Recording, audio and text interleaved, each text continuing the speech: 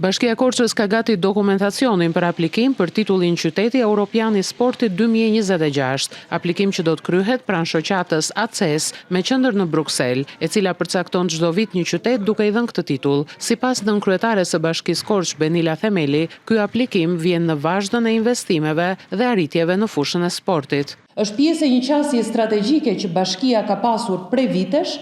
për zhvillimin e sporteve. Zona sportive në Korç është model unik në Shqipëri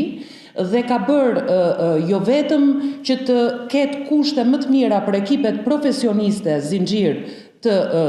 Skënderbeut, pra të Korçës, por edhe për të stimuluar një lëvizje amatore e cila është shembull në të gjithë Shqipërinë. Korça si qytet unik